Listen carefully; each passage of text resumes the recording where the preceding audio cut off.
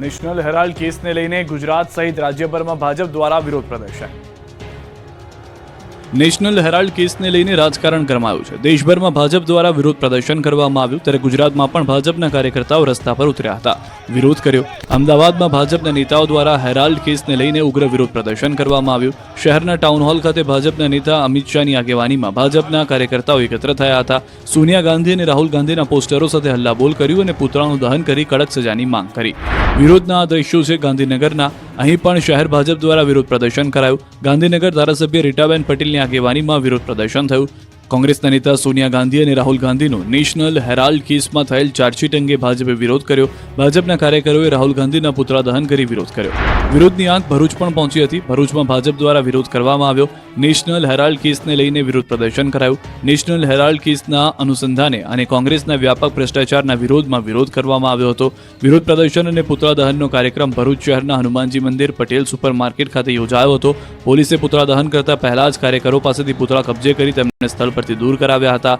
કાર્યક્રમ દરમિયાન કાર્યકરો દ્વારા કોંગ્રેસના નેતાઓ વિરુદ્ધ નારા લગાવવામાં આવ્યા અને ભ્રષ્ટાચારના વિરુદ્ધમાં જનજાગૃતિ માટે સંકલ્પ લેવામાં આવ્યો. તો સુરત શહેરમાં પણ ભાજપે વિરોધ પ્રદર્શન કર્યું. નેશનલ હેરાલ્ડ કૌભાંડમાં કોંગ્રેસ સામે પ્રદર્શન, પોસ્ટર સાથે ભાજપનું વિરોધ પ્રદર્શન. શહેર ભાજપ પ્રમુખની આગેવાનીમાં પ્રદર્શન જોવા મળ્યું હતું. આ તરફ વડોદરામાં પણ નેશનલ હેરાલ્ડ મુદ્દે ભાજપ કાર્યકરો મેદાને આવ્યા. ભાજપે ગાંધી પરિવાર અને કોંગ્રેસનો વિરોધ નોંધાવ્યો. ડભોઈ યુવા મોરચા અને ભાજપ સંગઠન દ્વારા ગાંધી પરિવારના પુતળા સાથે વિરોધ કરવામાં આવ્યો. આંબેડકર ચોક પાસે સોનિયા ગાંધી અને રાહુલ ગાંધીના પુતળા સાથે વિરોધ નોંધાવવામાં આવ્યો. અમદાવાદના ખોખરામાં જીન્સના વર્કશોપમાં આગથી અફરાતફરી. અમદાવાદના ખોખરામાં અઠવાડિયામાં બીજી વાર આગની ઘટના સામે આવી. ખોખરા વિસ્તારમાં અનુપમ સિનેમા નજીક શરણમ 5 એપાર્ટમેન્ટમાં ચોથા માળે 401 નંબરમાં આવેલા જીન્સના કાપડની દુકાનમાં આગ લાગી. કપડા હોવાથી જોતજોતામાં આગે વિકરાળ સ્વરૂપ ધારણ કરી લેતા એપાર્ટમેન્ટ તેમજ આસપાસના લોકોમાં અફરાતફરીનો માહોલ સર્જાયો. લોકો નીચે દોડી આવ્યા હતા. 21 ફાયર ફાઇટર ઘટના સ્થળે પહોંચી ગયા હતા. 50થી વધુ ફાયરના જવાનોએ પહોંચીને પાણીનો મારો કર્યો હતો. કલાકો સુધી આગ બુઝાવવા માટે કામગીરી કરી. 2.5 લાખ લીટર પાણીનો મારો કરી આગને કાબૂમાં લેવાઈ હતી. શરણમ 5માં ધાબા ઉપર ગેરકાયદે શેડ બનાવવામાં આવ્યું હોવાનું પણ જાણવા મળ્યું, જેને લઈને તંત્ર સામે સવાલો ઊભા થયા છે. શેડ અને બીયુ પરમિશન અંગે તપાસ કરાશે. ફાયરના સાધનો કાર્યરત હતા કે નહીં તેની તપાસ થશે. પારડીના મોતીવાડામાં કંપની ભડકે વળતા દોડધામ મચી. વલસાડ જિલ્લાના પારડીના મોતીવાડામાં આવેલી એક કંપનીમાં આગ લાગી હતી. સેનેટરી પેડ બનાવતી કંપનીમાં આગ લાગતા જ દોડધામ મચી ગઈ હતી. ઘટનાની જાણ થતાં જ પોલીસ અને ફાયર બ્રિગેડની 2 ટીમો ઘટના સ્થળે પહોંચી અને આગ પર કાબુ મેળવવા પ્રયાસ કર્યા. જ્યારે કંપનીમાં આગ લાગી એ વખતે 50થી વધુ કામદારો કામ કરી રહ્યા હતા અને કોઈ કારણસર જ આગ લાગતા કંપનીમાં દોડધામ મચી ગઈ અને કામ કરતા કામદારો તાત્કાલિક જીવ બચાવવા માટે બહાર દોડી આવ્યા હતા. ફાયરની ટીમોએ કલાકો સુધી પાણીનો મારો કરીને આગને કાબૂમાં કરી. આગ એટલી વિકરાળ હતી કે કંપનીમાં લાખો રૂપિયાનો સામાન બળીને ખાખ થઈ ગયો. વફાદાર શ્વાને માલિકનો જીવ બચાવ્યો. હુમલાખોરો ઊભી પૂંછડીએ ભાગ્યા. પોતાના માલિક પર હુમલો કરવા આવેલા હુમલાખોરોને પાળેલા શ્વાને ઊભી પૂંછડીએ ભગાડી મૂક્યા. વફાદાર શ્વાનની બહાદુરીનો આ કિસ્સો મોરબીના ટંકારાનો છે, જ્યાં મિતાણા ગામ પાસે એક ખેડૂત પર અજાણ્યા શખ્સો તૂટી પડ્યા. શરૂઆતના વિડીયોમાં જોઈ શકાય છે કે વાડામાં શ્વાન બાંધેલો છે. માલિક પર હુમલો થઈ રહ્યો છે એ જોઈને ભસવા લાગે છે, પરંતુ બાંધેલો હોવાથી એ પણ લાચાર હતો.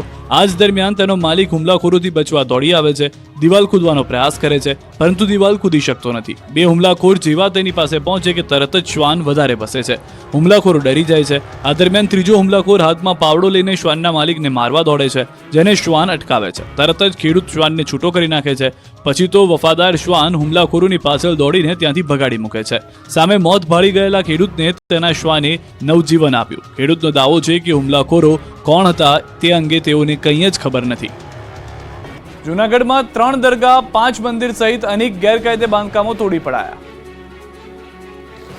જૂનાગઢ મહાનગરપાલિકાએ પોલીસની મદદથી શહેરના મુખ્ય માર્ગો પરથી મોટા પાયે દબાણો દૂર કર્યા.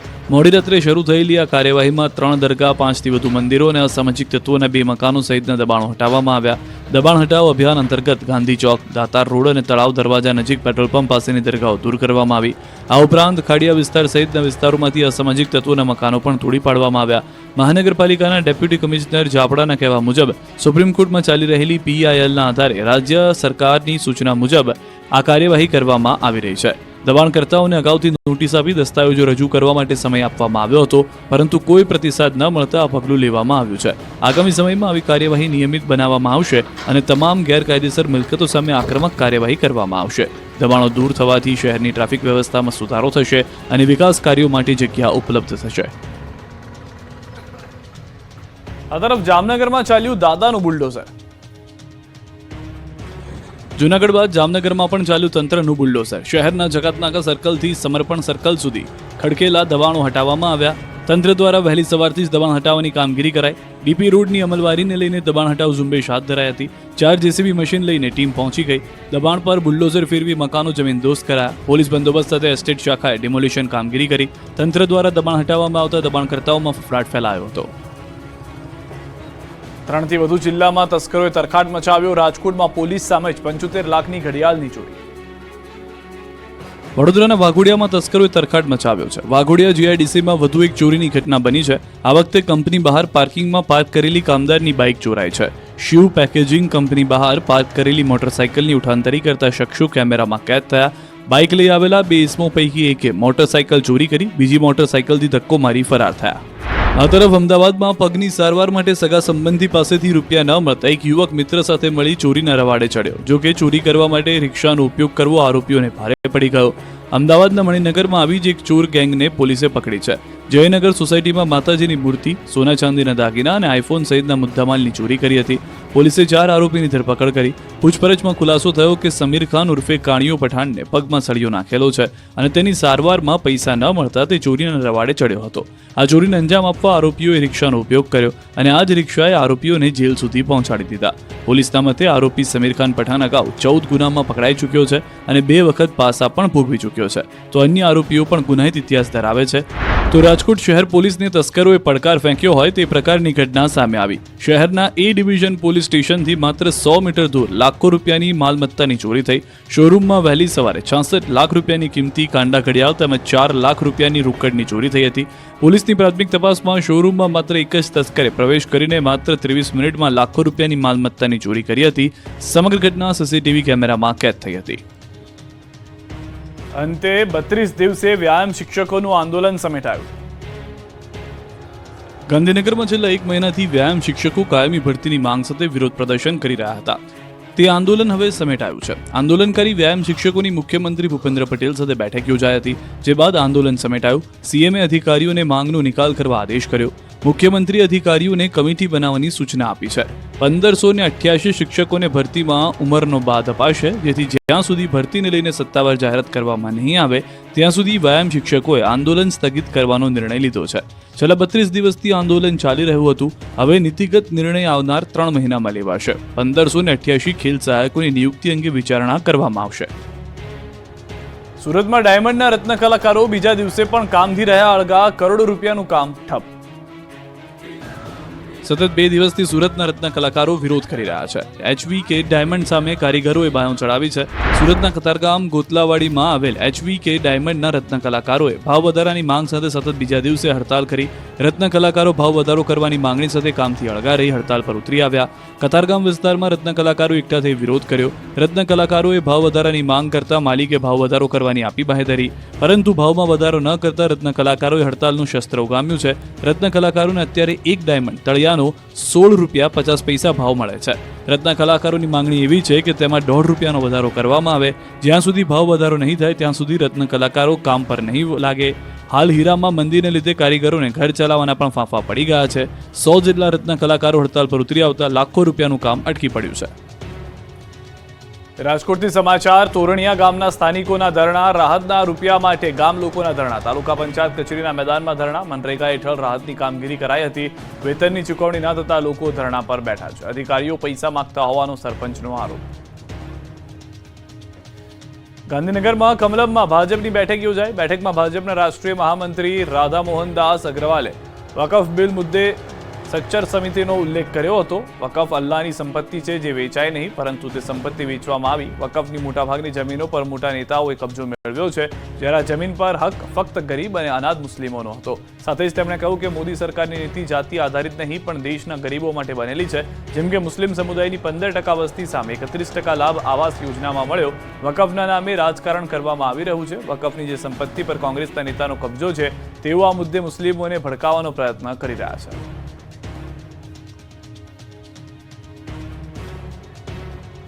જેને અંગ્રેજી, ગણિત, વિજ્ઞાન ન આવડે તે પશુ સમાન કહેવાય. મનસુખ વસાવાના હાસ્યાસ્પદ નિવેદનથી ગરમાયું રાજકારણ. જે બાળકોને અંગ્રેજી, ગણિત અને વિજ્ઞાન ન આવડતું હોય તે પશુ સમાન કહેવાય. આવું હાસ્યાસ્પદ નિવેદન આપ્યું છે ભરૂચના સાંસદ મનસુખ વસાવાએ. આદિવાસી વિસ્તારની એક શાળામાં સાંસદ મનસુખ વસાવા ટેબ્લેટ વિતરણ કાર્યક્રમમાં પહોંચ્યા. અહીં બાળકોને સંબોધતી વખતે મનસુખ વસાવાએ અંગ્રેજી, ગણિત અને વિજ્ઞાન ભાષાનું મહત્વ સમજાવ્યું અને વિદ્યાર્થીઓના ઉત્સાહને વધારવાની બદલે નિરાશાજનક નિવેદન આપ્યું. વાતમાં એવું બોલી ગયા કે અંગ્રેજી, ગણિત, વિજ્ઞાન ન આવડે તે પશુ સમાન કહેવાય. અંગ્રેજી તો ટકોરા બંધ આવડવું જોઈએ. અંગ્રેજી તો પાવરફુલ રાખવાનું છે. પોપટની જેમ અંગ્રેજી આવડવું જોઈએ. દુનિયામાં ક્યાંય જવું હશે તો અંગ્રેજી ભાષાનું જ્ઞાન હોવું જરૂરી. એમ આવનારો સમય એવો આવવાનો છે જેની પાસે અંગ્રેજી નથી, ગણિત નથી, વિજ્ઞાન નથી, જેની પાસે ટેકનોલોજીનું જ્ઞાન છે, જીવનમાં જીવ નથી શકવાનો. એ પશુ બરાબર છે. એ પશુ બરાબર છે. દાહોદની જાલોદ એપીએમસી ખાતે બીજા ટર્મને ચેરમેન માટે ચૂંટણી યોજાય, જેમાં ધારાસભ્ય મહેશ ભુરિયા બિનહરીફ જાહેર થયા છે. ભુરિયા સતત બીજી ટર્મ માટે વિજેતા જાહેર થયા છે. યોજાયેલી ચૂંટણી પ્રક્રિયામાં 17માંથી 15 પ્રતિનિધિ હાજર તો 2 ગેરહાજર રહ્યા હતા. એપીએમસી એમવી ચેરમેન પદ માટે મહેશ ભુરિયા દ્વારા ઉમેદવારી નોંધવામાં આવી હતી, તો સામે અન્ય કોઈ પણ વ્યક્તિએ ફોર્મ ન ભરતા મહેશ ભુરિયા બિનહરીફ ચૂંટાયેલા જાહેર કરાયા છે. પોરબંદરની ફ્રૂટ બજારમાં કેસર કેરીની આવકના શ્રી ગણેશ. કેરીના રસિયાઓ કેરી ખાવા થઈ જાવ તૈયાર. પોરબંદર પંથકમાં કેરી પાકવા લાગી છે, જે કારણે પોરબંદર યાર્ડમાં કેસર કેરીના હરાજીના શ્રી ગણેશ થયા છે. ફ્રૂટ બજારમાં ફળોના રાજાનું આગમન થઈ ગયું છે. પોરબંદર માર્કેટ યાર્ડ ખાતે 1100 જેટલા કેરીના બોક્સની આવક થઈ.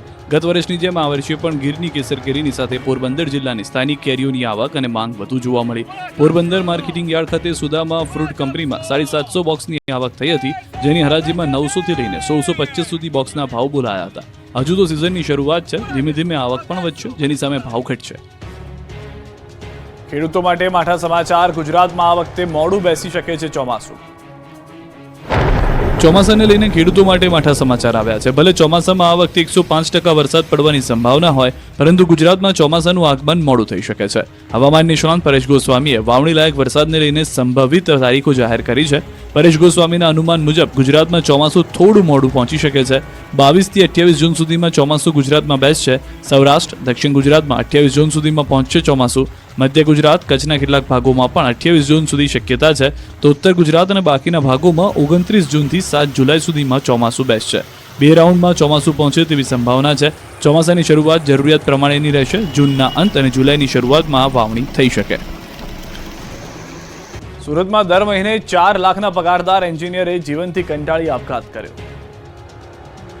સુરતમાં સોફ્ટવેર ડેવલપરે જીવનથી કંટાળીને આપઘાત કર્યો. મૃતકની ડાયરીમાંથી સુસાઇડ નોટ મળી આવી હતી. સુસાઇડ નોટમાં કોઈ પણ વ્યક્તિ સામે આક્ષેપ નહીં, પરંતુ જીવનથી કંટાળી પગલું ભર્યું હોવાનો ઉલ્લેખ કર્યો.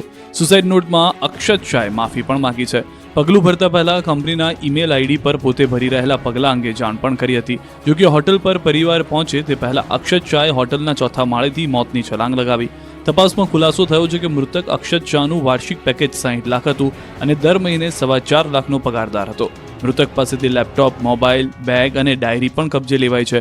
શરૂઆતમાં પોલીસને આ આપઘાત નહીં પરંતુ હત્યા હોવાની શંકા સેવાઈ હતી, છતાં સોફ્ટવેર એન્જિનિયરના આપઘાત પાછળનું રહસ્ય ઘેરાયું છે. આપઘાતનું ચોક્કસ કારણ જાણવા પોલીસે તપાસ તેજ કરી છે. અરવલ્લી પનોતા પુત્ર અને શહીદ બીએસએફ જવાનના પાર્થિવ દેહને તેમના વતન લાલપુર લવાયો, જ્યાં સેનાના જવાનોએ ગાર્ડ ઓફ ઓનર આપી પૂરા સન્માન સાથે અંતિમ વિધિ કરાઈ. પશ્ચિમ બંગાળમાં ફરજ દરમિયાન બીએસએફ જવાન બાબુસિંહ ખાંટ શહીદ થયા હતા. શહીદને સાંસદ, જિલ્લા ભાજપ પ્રમુખે પણ શ્રદ્ધાંજલિ આપી હતી.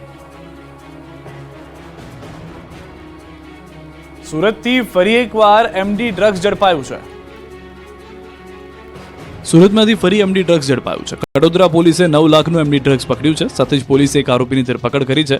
આરોપી પાસેથી 97.150 ગ્રામ એમડી ડ્રગ્સ જપ્ત કરાયું છે.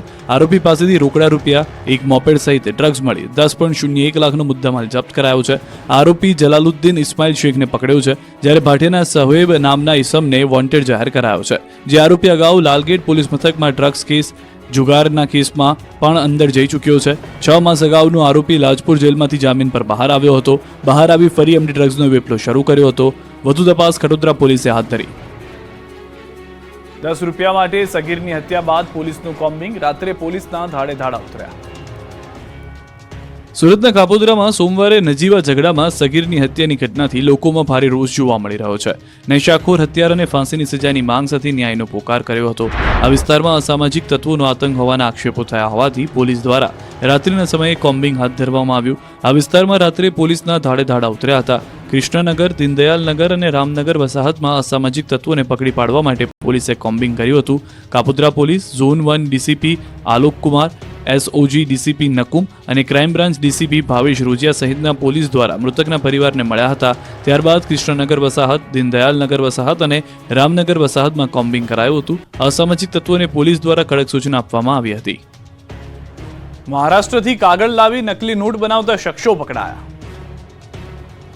દાહોદથી આંતરરાજ્ય નકલી નોટોનું કૌભાંડ પકડાયું છે. નકલી નોટ કૌભાંડમાં સંડોવાયેલા વધુ 2 આરોપીને પોલીસે પકડી પાડ્યા છે. હજુ પણ 10 થી 12 લોકો રડારમાં છે. તાંત્રિક વિધિથી રૂપિયા ડબલ કરવાની લાલચમાં લાખો રૂપિયાની નકલી નોટો બજારમાં ફરતી કરાઈ હતી. તપાસમાં સામે આવ્યું કે રાજસ્થાન પોલીસના હાથેથી છટકેલા ડિમ્પલ પંચાલની મુખ્ય ભૂમિકા છે. નકલી નોટો માટે ગેંગ બનાવી મધ્યપ્રદેશ અને મહારાષ્ટ્રથી કાગળ લાવ્યા. બેસ્ટ ક્વોલિટી માટે સતત નકલી નોટો છાપવાનું ચાલુ રાખ્યું. દાહોદ સહિત રાજસ્થાન તેમજ આસપાસના આદિવાસી વિસ્તારમાં નકલી નોટોનું રેકેટ ઊભું કર્યું. પ્રિન્ટર અને લેપટોપની મદદથી નોટો છાપવાનું શરૂ કર્યું, જેમાં એમપીથી લાવેલા કાગળમાં જિગ્નેશ અને ક્વોલિટી સારી ન હોવાથી મહારાષ્ટ્રથી ઊંચી ક્વોલિટીના કાગળ લાવ્યા હતા. પરંતુ તેમાં પણ પરફેક્ટ ન થતા તેઓ હજી સારી થિકનેસવાળી નોટો બનાવવા માટે સતત પ્રયત્નશીલ રહ્યા હતા. ગુજરાત સહિત 7 રાજ્યોમાં આ નેટવર્ક ફેલાયેલું છે. અત્યાર સુધીમાં 80 થી 81 લાખ રૂપિયાની નકલી નોટો પ્રિન્ટ કરી બજારમાં ફરતી કરી છે, જે પૈકી 30 થી 40 હજારની નોટો પોલીસ કબજે કરી ચૂકી છે. નકલી કચેરી, નકલી અધિકારીઓ બાદ હવે વડોદરાથી નકલી ફાયરની એનઓસીનું કૌભાંડ આવ્યું સામે. નકલી કચેરી, નકલી અધિકારીઓ બાદ હવે વડોદરાથી નકલી ફાયરની એનઓસીનું કૌભાંડ આવ્યું છે સામે. વડોદરાના આજવા રોડ પર અર્શ પ્લાઝા નામના કમર્શિયલ કોમ્પ્લેક્સમાં આગની ઘટના બાદ વીજ પુરવઠો પુનઃ કાર્યરત કરવા આવેલી ફાઇલની ચકાસણી દરમિયાન એનઓસી નકલી હોવાનો ભાંડો ફૂટ્યો. અર્થ પ્લાઝા નામના કમર્શિયલ કોમ્પ્લેક્સની ફાઇલમાં ડોક્યુમેન્ટ તપાસતા ફાયર એનઓસી શંકાસ્પદ જણાઈ હતી. તેની તપાસ કરતા ઇન્ચાર્જ ફાયર ઓફિસરના નામ પર અગાઉના ઇન્ચાર્જ ફાયર ઓફિસરની સહી જણાતા ફાયર બ્રિગેડના સ્ટાફે અધિકારીઓનું ધ્યાન દોર્યું હતું. ચીફ ફાયર ઓફિસર મનોજ પાટીલે રેકોર્ડની તપાસ કરાવતા આ નામની કોઈ પણ ફાયર એનઓસી ઇસ્યુ ન કરી હોવાનું ધ્યાનમાં આવ્યું, જેથી ચીફ ફાયર ઓફિસરે અર્શ પ્લાઝાના માલિકને ફાયર એનઓસી સંદર્ભે 2 દિવસમાં ખુલાસો કરવા નોટિસ ફટકારી. બિલ્ડર સલીમ શેખ દ્વારા બોગસ ફાયર એનઓસી મેળવી હોવાનો ખુલાસો થયો. બોગસ ફાયર એનઓસીમાં કોર્પોરેશનના લેટર પેડ, સહી સિક્કા અને નામનો પણ ઉપયોગ કરાયો. ચીફ ફાયર ઓફિસરે બિલ્ડર સલીમ શેખને નોટિસ આપી 3 દિવસમાં ખુલાસો પૂછ્યો છે. કાળઝાળ ગરમીના કારણે અંબાજી મંદિરમાં ભક્તોની સંખ્યા ઘટી. અંબાજી બનાસકાંઠા પંથકમાં કાળઝાળ ગરમી પડી રહી છે. ભીષણ ગરમીની અસર ભક્તો પર પણ જોવા મળી. અંબાજીમાં ગરમીના કારણે મંદિરમાં ભક્તોની સંખ્યા ઘટી છે. આકાશમાંથી અગનગોળા વરસતા અંબાજીમાં ભક્તો વગર મંદિર સુમસામ ભાસી રહ્યું છે. શક્તિપીઠ અંબાજી મંદિર અને અંબાજીની બજારોમાં યાત્રિકોની પાંખી હાજરી જોવા મળી. મંદિર પરિસર તેમજ અંબાજીના બજારોનો માર્ગ ઇક્કલ દોકલ સિવાય સુમસામ જોવા મળ્યો. જોકે અંબાજી મંદિરે દર્શન કરવા આવતા ભક્તોને ગરમી ન લાગે તે માટે મંદિરમાં શેડ અને નીચે જાજમ પણ પાથરવામાં આવી છે.